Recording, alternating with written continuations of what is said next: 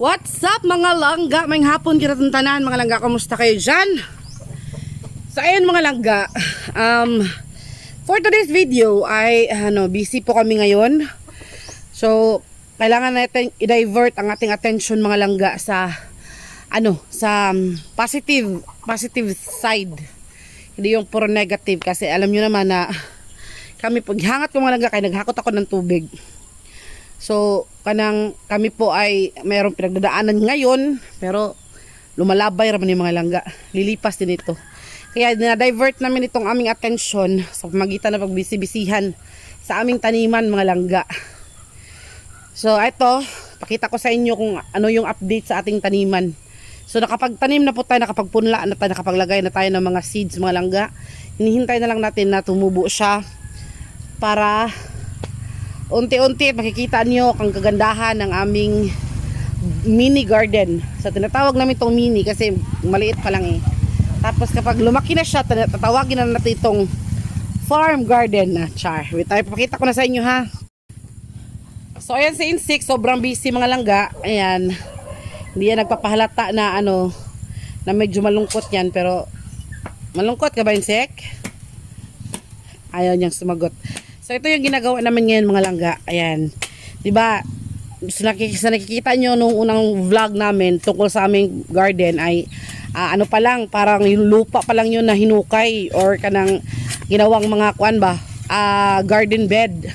Ngayon po ay talaga namang napurma na siya at nagiging garden na talaga.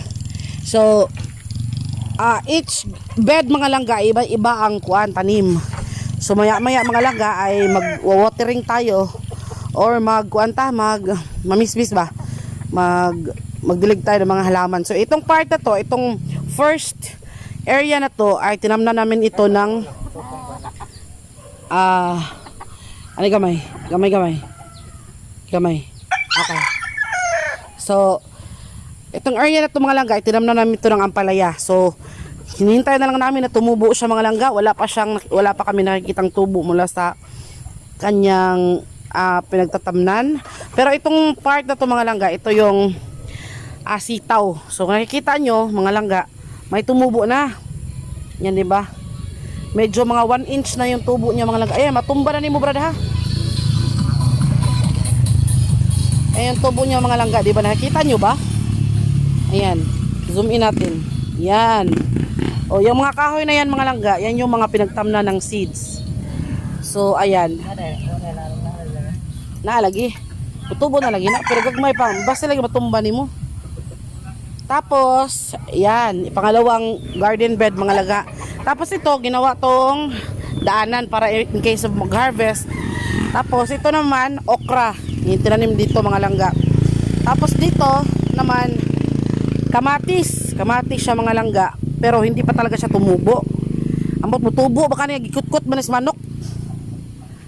So, ayan. Tapos ito naman, dito yung ating garbanzos. Ay, I don't know kung anong tawag sa garbanzos sa kwan lang.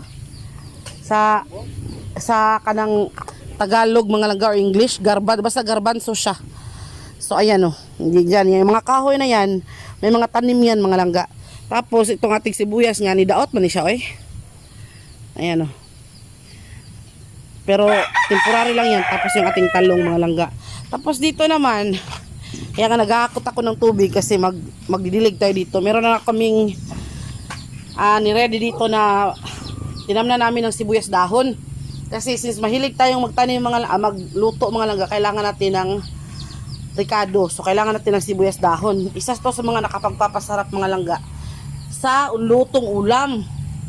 Yan Tapos ito namang tatlo na to, empty pa yan. Tatamnan ko yan ng pamatis.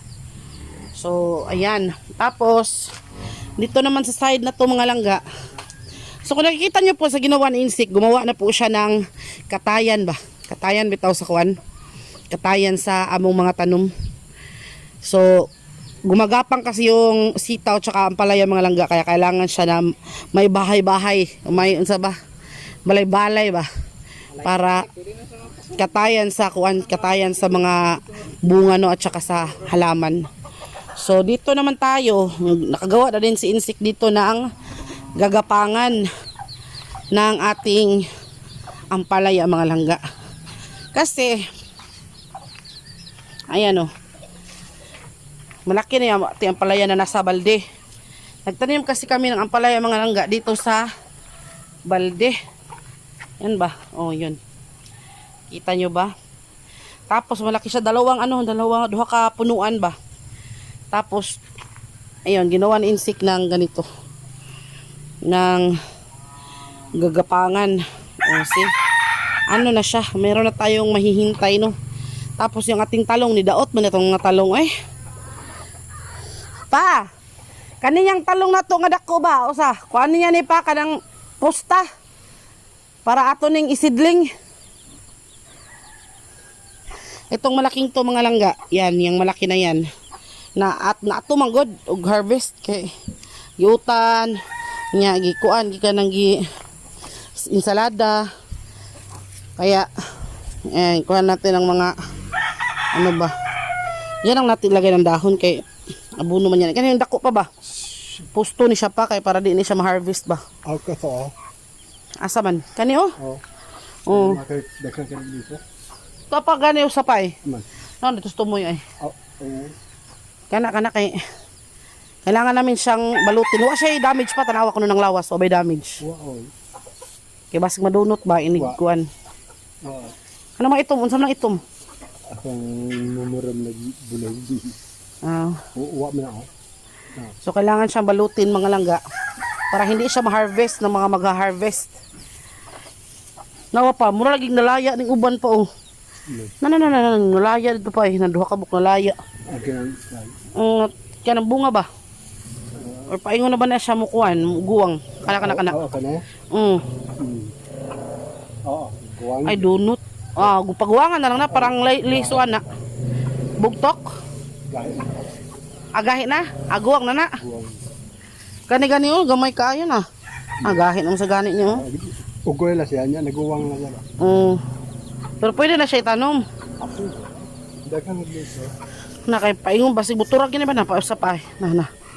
Oo. Kani ba? Nawa ko no. Guwang na no. Na, tangtang. Uy. Tangtang raman. Ano da? Daot di ay, ina lang na ay. Pusara. Kuan na lang na. Ada dama da sa kabangkan. So, yan mga langga no. Kailangan talaga siyang balutin kay marami mang mag-harvest ba ng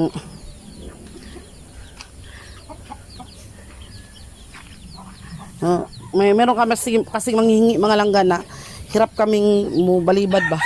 Hindi mabalibaran kay mauwaw tabitaw. Kaya yun. So, yan, meron na tayong mahihintay mga langga. So, kapag tumubo na siya, no, maganda na siyang tingnan mga langga. Tapos, ayan, oh, na, pag nagawa na to ng bahay-bahay ni insik, okay na. Hello, mga langga. So, this is the, kinabukasan na ng video, mga langga, ha, kay kahapon hindi ko natapos yung video namin, kay nabisi man kami sa, sa halamanan ba. So, gabi na, hindi na masyadong makita.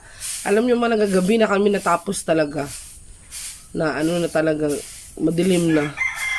Oo. Tapos, umagang-umaga, pumunta si Insi. Kumusta si Jopay lang? Okay naman, kumakain naman siya. So, wala nang lumabas ng biye. yun mga langga, kahapon, na-injika na siya ng paraspa si Jopay. Yung aming inahin na baboy. Hindi na siya inahin kaya hindi naman siya buntis. So, ayun, sa awa ng Diyos, yung condition niya ay okay naman. Tapos, wala nang lumalabas na biik or I don't know kung wala na ba or baka meron pa kasi yung raspayos pa unti-unti yung paglabas ng mga yung mga Pagpalapas lang ng kuwan. hindi siya, para siyang i-induce bitaw. I-induce para pang nililinis yung yung ovary. Mga patay na biye malabas. Oo. Tapos ayun, bago kami ay kay pero okay lang din naman mga langga. Basta ang importante ay andyan pa rin si Jopay, no? Mga anak pa rin naman yun. Kawaan pa rin yan ni Lord. So, ayun, papakita ko na sa inyo mga langga. kung ano yung ano na yung forma ba or ano na yung update ng ating mini garden. So alam niyo mga langga, ngayong panahon na to parang na-focus talaga ako sa pagtanim-tanim. Gusto ko talaga na magtanim-tanim. Kasi maganda din para yung magtatanim-tanim ka lagi, no? Pasensya na kayo mga langga, kay kakagising ko nga lang. Tapos naisip ko, hindi ko pala natapos yung vlog ko kahapon. Kaya tatapusin natin ngayon. And ayun nga, si Insect parang nakabawi na naman siya kasi inano namin siya, pinayuhan ba na hindi mo palabi, huwag masyado. Kasi mga anak pa rin naman si si Jopay. Naawa nga lang kami kay Jopay mga langga kasi ano ba naman to? Kasi kuan ka ng parang tinatawag niya yung mga anak niya ba na padidihin kasi ang dami niyang gatas. Gamit talaga. Kasi pinainom na kasi namin siya ng pamparami ng gatas. Kasi marami na kasi siyang malapit na kasi sana siyang mga anak. Kaso lang, nakunan pala siya mga langga, hindi siya nanganak talaga, nakunan daw. Miscarriage. Yun nga, nakunan siya. So, ayun, parang nagtawag siya ng mga anak niya ba, ng mga biik niya na magtutoy sa kanya.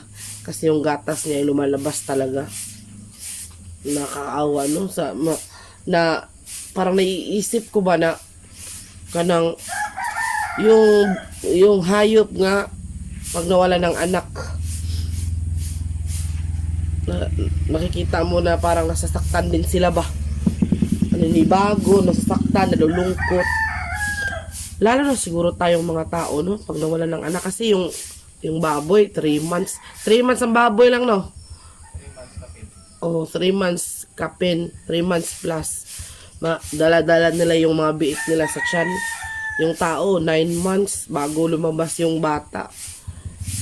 Kaya hindi ko talaga maisip mga langga kung paano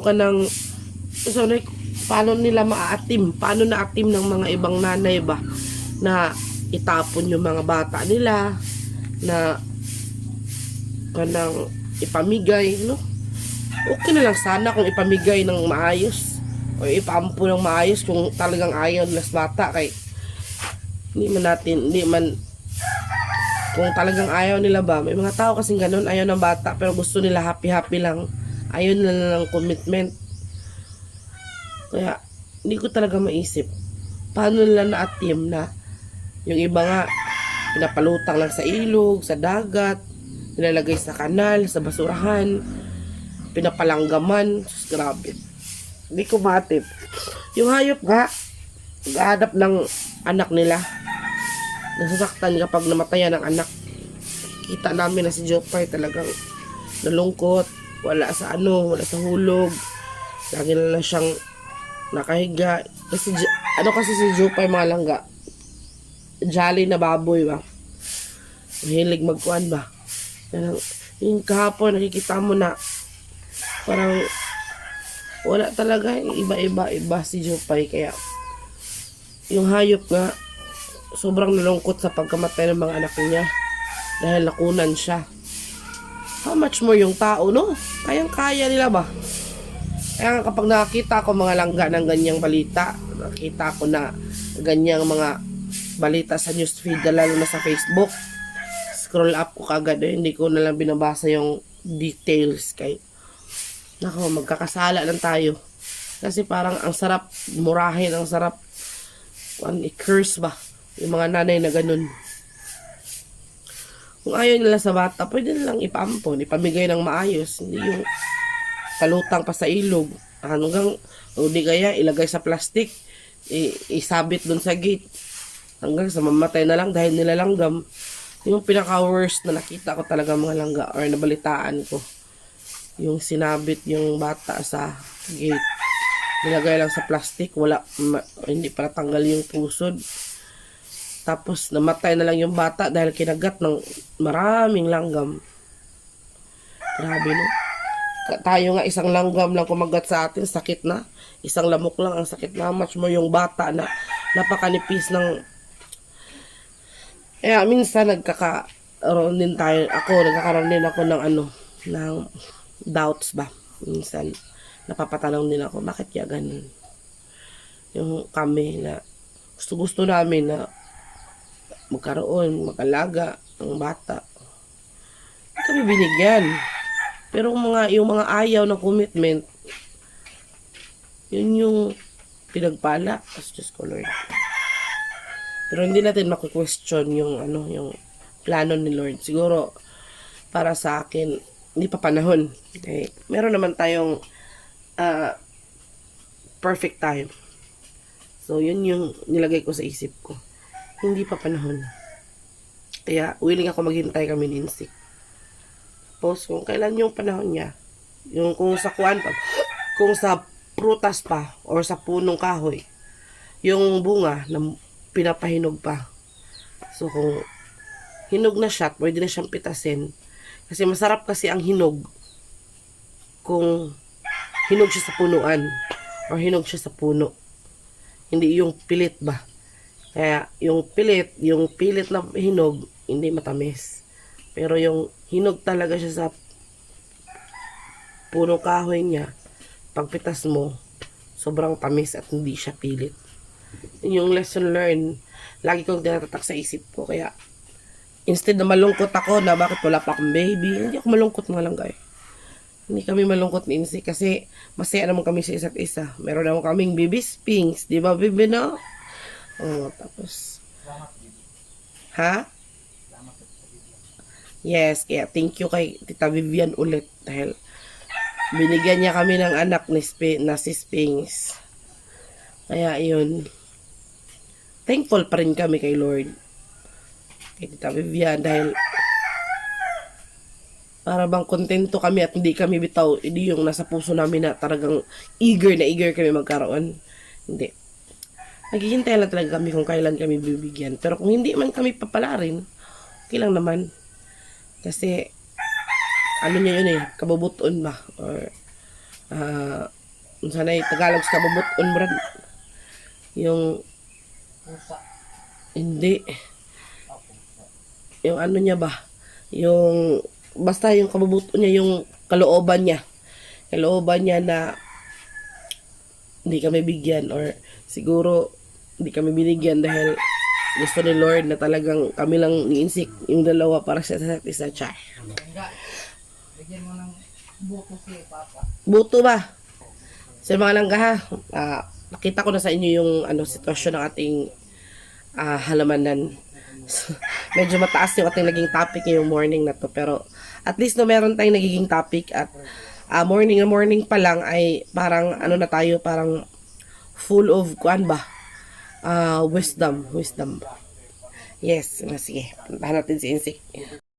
Parang kailan lang ang mga pangarap ay kahirap abutin. Dahil sa inyo, napunta ako sa aking nais marating. Nais ko kayong pasalamatan. Nabasig, paliyanan na imong ibuta? Man lang sa awitin, Ito na yung mga ampalaya namin mga lang ay hindi pa tumubo. Pero itong aming sitaw, mataas na talaga siya. Di ba kahapon, maliliit pa siya, no? Ayan, lumabas na talaga yung kanyang mga dahon, mga langga. Sitaw, bata, patani. Tapos ito yung tinanim ko kahapon sa paso.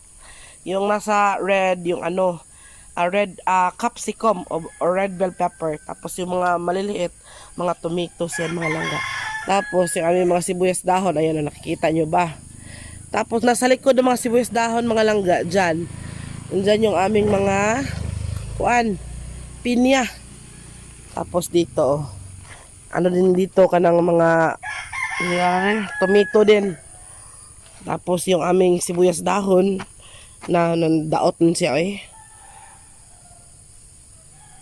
So ayun mga langga, Tingnan natin sa harapan yung ating garden. Oh.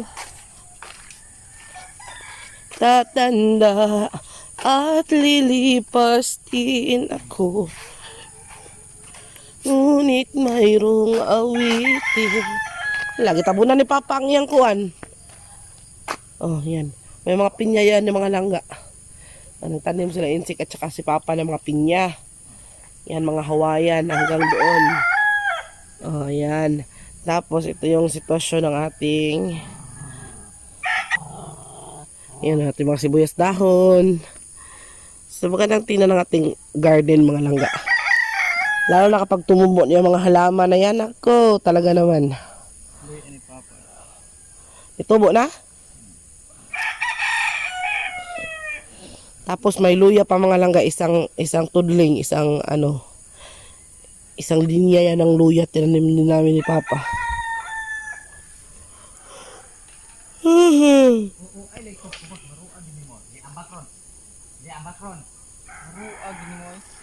Isa may maro. Space para makambak sa iyo. Kinsay maro. Kinsa may maro be? Maro ka? Gagaling lang niyang mag-walking mga langga. Nilagay namin yan dyan. Yan, dyan para makasagap naman ng makuha ng hangin. Ang gwapo na namin anak eh. Ayaw, maro. Maro jud ka ha. Maro ako. Hi Tita Vivian. Tita Vivian si Sphinx oh, maro oh. So, ayan na lang muna for today's video mga langga. Hanggang sa susunod na naman po. At maghahanap na naman tayo ng ibang mako-content para magkita-kita po tayo lagi. So, pray always and trust God's process. And, Sarap na lang ha. unsa man na? Ang katong ko. Kamatis na. Matis no. So advance Happy New Year po sa inyong lahat. Merry Christmas po sa ating lahat mga langga and God bless. Sana pagpalaan pa tayo ni Lord at sana bigyan niya pa tayo ng maraming blessings. So ayun mga langga, hanggang dito na lang muna and see you in the next video. Bye bye po and God bless po sa ating lahat. Bye bye.